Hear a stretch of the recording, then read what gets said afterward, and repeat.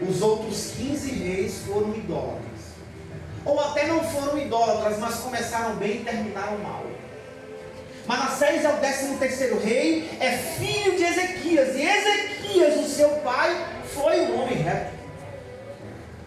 Um rei que reinou 29 anos. Ezequias retira os altos de adoração, quebra os bosques que seu pai Acaz havia feito. É um rei que tem uma conduta, que a Bíblia diz que ele teve uma conduta de prudência. Interessante que Salomão disse que o prudente enxerga a dificuldade e para. E aqui Ezequias, o pai de Manassés, é um rei prudente.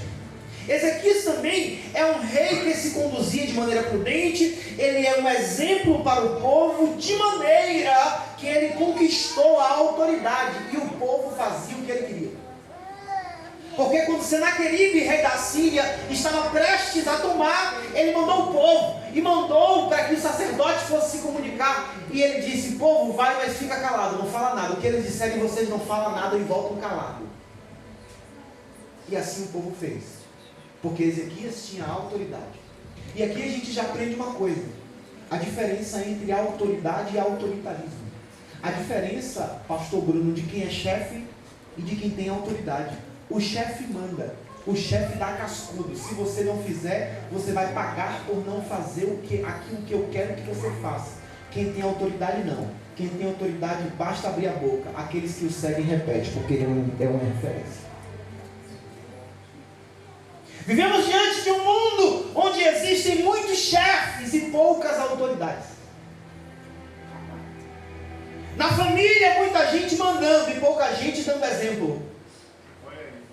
Na igreja, muitos chefes sentados na poltrona principal, que tem os braços banhados de ouro, mas quando ele desce do púlpito, ele não sabe tratar ninguém. Na verdade, ele trata bem só de maneira política, mas na hora de tratar ele não sabe. Por quê? Porque ele não tem autoridade, ele só tem chefia, ele ocupa um lugar. É forte. O rei que clama para Deus e enfrenta Senaqueribe. E neste momento Deus envia um anjo, e o anjo estende o braço, e 185.000 soldados são derrotados. Um rei que teve a mão de Deus sobre ele, um rei que estava enfermo e orou virado para a parede, e Deus concedeu mais 15 anos para ele. E Manassés agora, o filho do rei Ezequias, é um rei que, embora tivesse um pai como um bom rei, não teve um homem como um bom pai. Manassés, ele não tem um pai exemplar. Como assim, irmão Luiz? Ezequias foi um bom rei, mas ele não foi um bom pai? Não, porque o mesmo profeta Isaías chegou para ele e disse: olha, preste atenção numa coisa, eis que assim diz a palavra do Senhor, a sua descendência vai ser tomada e virará eunuco dos seus inimigos. E ele vira e diz: mas no meu tempo eu terei paz? Então boa foi esta palavra. Uma resposta egoísta, ou seja, se na minha geração vai tudo bem, pouco importa o que vai acontecer com os meus filhos. E aí olha o que acontece com Manassés. Embora Manassés fosse filho de crente, ele não era neto de Deus. E aqui a gente já aprende isso. Filho de crente não é neto de Deus. Filho de crente precisa assistir os pais sendo crentes. E precisam da presença dos pais sendo crentes, para que eles verdadeiramente sirvam ao Senhor dos exércitos. Glória a Deus. Manassés levanta altares que o seu pai havia destruído. Ele faz o oposto que o seu pai havia feito. Não obstante, ele faz o templo, ele faz a adoração dentro do templo, para ficar ainda pior. Para piorar a situação, ele oferece o próprio filho ao deus Moloque. Numa escola bíblica dominical que nós tivemos aqui, de conclusão, a gente pode talvez falar sobre todos os reis de Israel e seus principais defeitos. E aqui Manassés é tido como um dos piores reis que a Judá já teve. Ele conseguiu talvez ser até pior do que Acabe, embora a Bíblia diz que não houve rei pior do que Acabe. Ele oferece o próprio filho, e ele faz diferente do pai. E o que gente tem para aprender com esse rei idólatra, hipócrita, mentiroso e corrupto? Uma coisa que a gente já aprende com ele aqui é que hoje nós estamos diante de uma sociedade que cultua a personalidade. Manassés cultuava outros deuses dentro do templo. Hoje em dia tem crente que cultua outros homens dentro do próprio corpo. Como assim, irmão Luiz? Não entendi. O que você me diz de gente que adora pregador, cantor e líder? Aí, irmão Luiz, continuo sem entender. Tem gente que vai para congresso, leva a foto do cantor e fica na frente pulando assim, ó. Fica parecendo que ele na verdade não está nem na igreja. Ele está no templo de Manassés.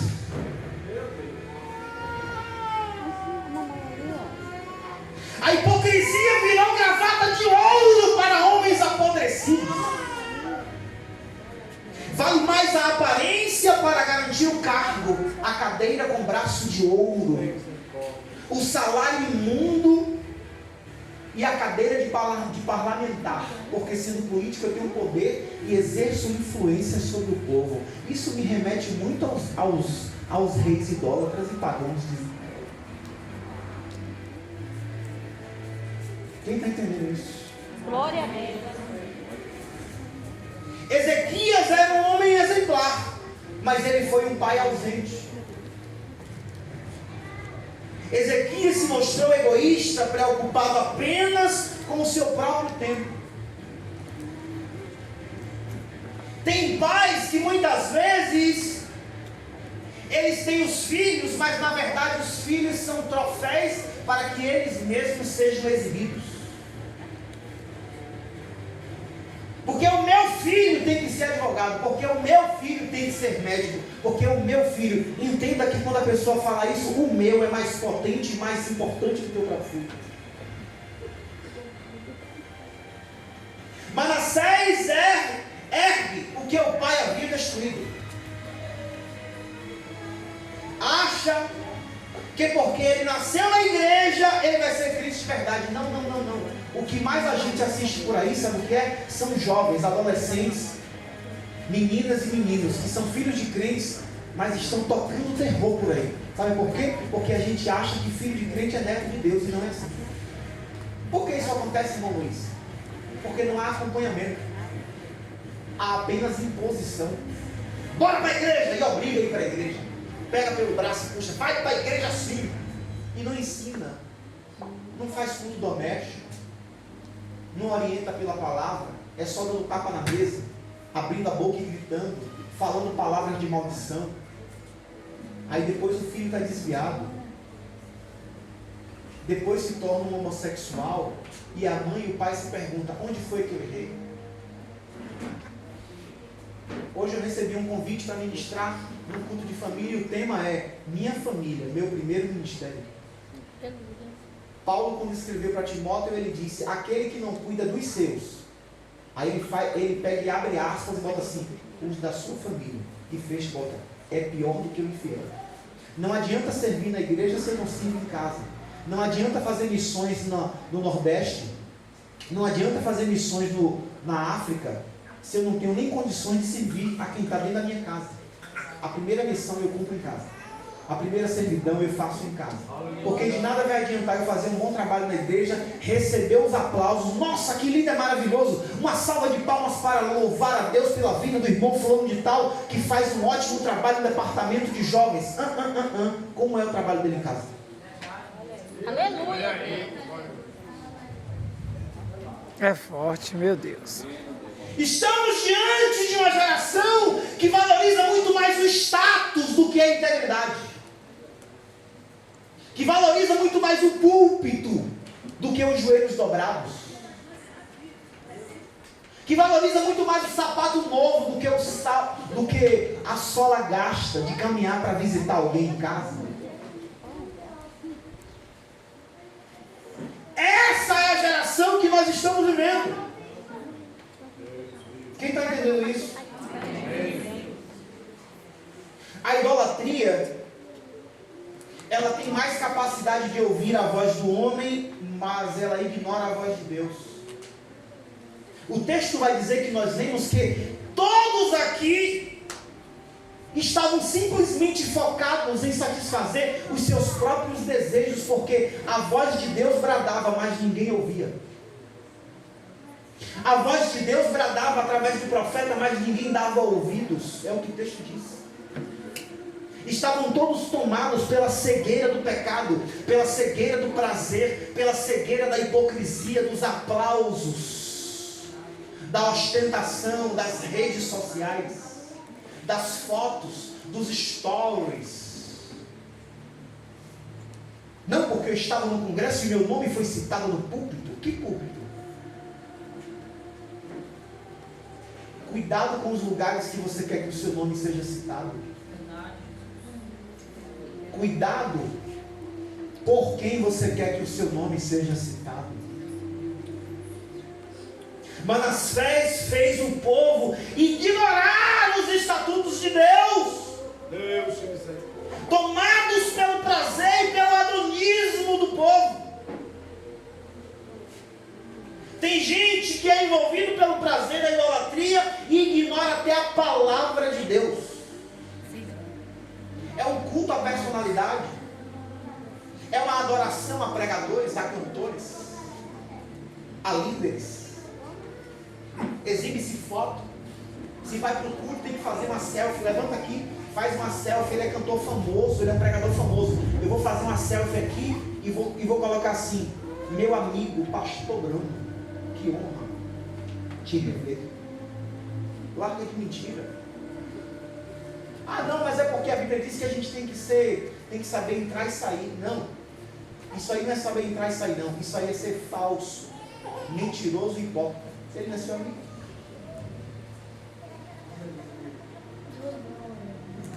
Olha aí.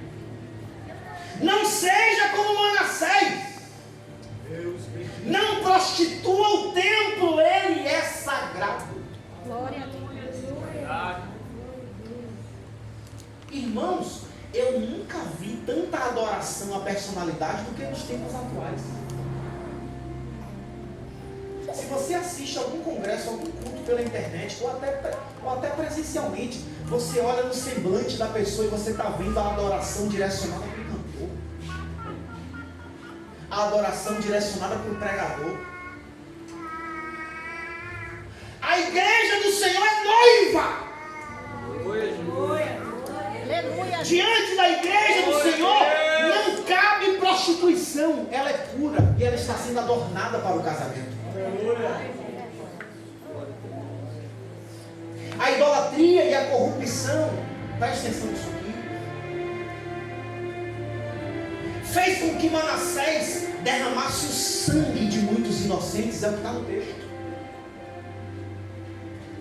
Manassés derramou sangue inocente. Que sangue inocente? Muitos profetas que foram mortos por Manassés. Comentaristas, inclusive, vão dizer, o Talmud, inclusive, aponta que o profeta Isaías foi morto por Manassés, cerrado ao meio. Quantos e quantos profetas de Deus desse tempo, eita meu Deus, estão tendo sangue derramados por líderes corruptos?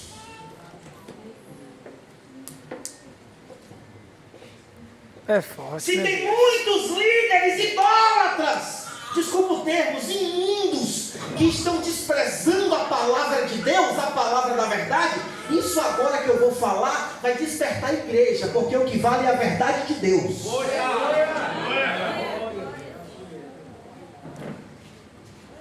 A maioria desses reis foram levantados por Deus. Para quê? Para liderar a igreja. Uma coisa que me chama muita atenção, pastor Bruno, pastor Rodolfo, uma das principais características, pastor Rubem, desses líderes aqui, sabe qual era uma das principais características deles? Usurpar o povo. Olha o que fez Roboão. Salomão, ele tinha muitos servos com trabalhos escravos. Tempo da monarquia. Muitos irmãos que serviam no reino de Salomão e eram verdadeiros escravos de Salomão. Por isso que o povo se rebelou contra ele. Quando o povo tinha a oportunidade de se libertar daquele jugo, O povo chama Jeroboão e diz: Jeroboão, você será o nosso porta-voz diante de Roboão. E Jeroboão vai falar com Roboão, e Roboão chega e diz: eu vou tomar conselho com os anciãos e com os meus amigos de infância. Aí Roboão ouve os amigos de infância, e ele prefere ouvir os amigos de infância. E ele simplesmente, de maneira muito tola, abre a boca e diz: se o meu pai vos castigou com açoites, eu vos castigareis com escorpiões. Estamos falando de uma monarquia, de reis que exploravam o povo. Ainda bem que isso não acontece hoje. Ainda bem que isso não acontece hoje, porque na maioria, eita Jesus, na maioria das igrejas pelo Brasil, o pastor presidente ganha 20 mil e o superintendente da congregação também ganha 20.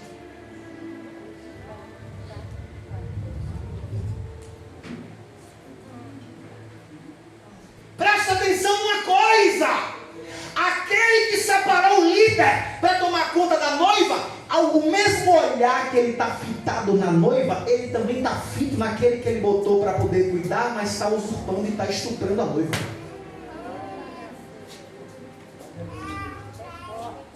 Eu não vim pregar para você dar glória a Deus. Eu falei que eu vim pregar para você abrir os olhos. Isso aqui é Bíblia.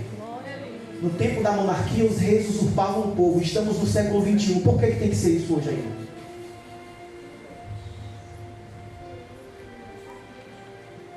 O Deus que a gente serve ainda tem olhos como chamas de fogo. Glória a Deus. Um dia eu falei isso no culto, teve gente que me criticou e eu vou repetir. O Deus que a gente serve tem duas mãos. Uma ele poda e outra ele corta. Vai depender do que aparece mais.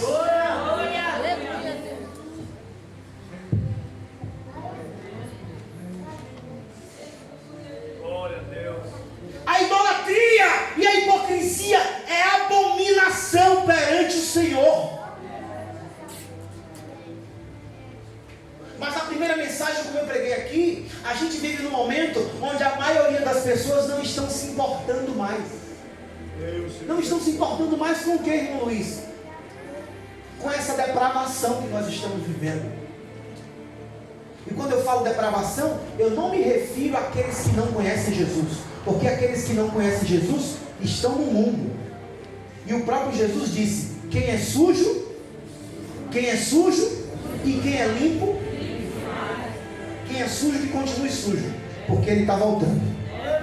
Mas ele está voltando não é para os sujos, é para os limpos. Ele está voltando não é para os hipócritas, é para os retos. Aí, com tanta depravação que está acontecendo no reinado de Manassés, ainda bem que não existe isso hoje. O próprio Deus diz: eu vou levantar o prumo de Samaria. Aleluia. O prumo de Samaria. Meu Deus. O prumo de Samaria e o cordel. E vou lavar essa imundícia nesse prato de cabeça para baixo. Quem aqui lava prato? Todo mundo. Quando é que você lava muito a parte de baixo do prato? Tem gente que já entendeu. Qual é a parte do prato que fica mais suja, dentro ou fora? Dentro. Dentro ou fora? Dentro. Quando é que você lava muito, emborca o prato e lava muito a parte de baixo? É quando a comida não ficou dentro do prato e sujou tudo. A imundícia de Manassés, Deus disse: eu vou lavar com o prato emborcado. Eu vou trazer o prumo de Samaria. Quem aqui trabalha com engenharia civil, construção? Cadê o irmão Paulo? Para que serve o prumo? Ei, ó! Para que serve o prumo? O prumo é um instrumento que os pedreiros e os mestres de obras utilizam para fazer com que o alinhamento da parede fique reto. A parede não pode ficar torta. Ei, lá na Itália tem uma torre de Pisa. Ela tem 55 metros de altura. é toda feita de mármore, mas é torta. Vou trazer o prumo. O prumo é o endireitamento vertical. Ou seja, crente não pode ser torto, tem que ser reto. Por aí mesmo. Não pode ter inclinação. Foi por isso que a própria palavra disse: Josué, não desvie nem para a direita e nem para a esquerda, tem que ser retinho. Aí ele diz também que vai trazer o cordel para medir. O cordel é o barbante, irmão. Naquele tempo não existia trena, né? Agora tem trena digital que encosta na parede, ela já calcula a distância.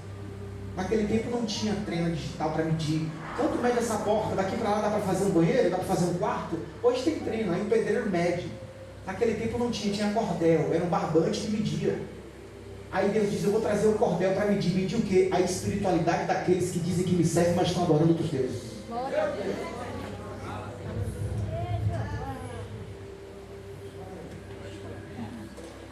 A figueira vai balançar.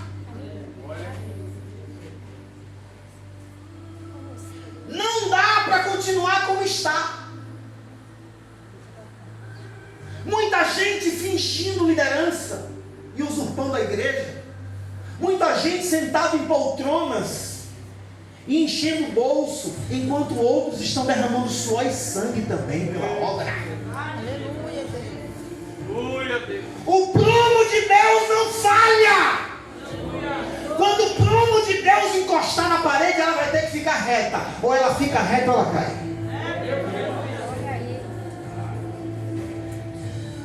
Não brinque com aquele que chama os ventos e eles vêm.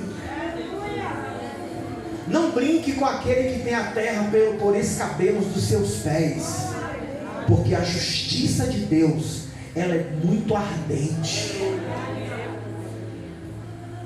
E Manassés desfrutou do ardor da justiça de Deus. Fica de pé em nome de Jesus. É forte.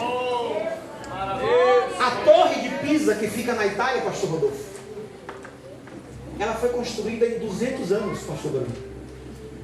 Ela foi construída entre o século XII e o século XIV. Ela fica na cidade de Pisa, na Itália. Aí muita gente se pergunta: por que essa torre ela entortou? Depois que ela terminou de ser construída, pastor Rodolfo, ela inclinou aproximadamente 2 graus. Ela se afastou do eixo aproximadamente 3 metros. Engenheiros mais especialistas conseguiram trazer ela de volta um pouco, mas ainda assim ela continua inclinada. A pergunta é: por que ela se inclinou? A obra foi feita errada? Não. É porque o solo onde ela foi construída é um solo pantanoso. O que isso tem a ver com isso? Cuidado com os solos pantanosos que você tem pisado. Cuidado com os grupos que você faz parte, ministérios que você faz parte, e em nome de um cargo, de uma cadeira ou de um mísero salário, você está prostituindo o templo do Senhor.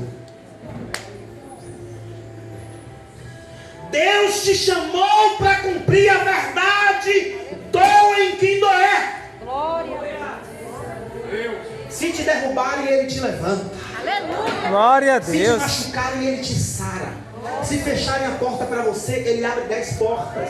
Entenda uma coisa: o Senhor faz questão de colocar o justo no seu devido lugar.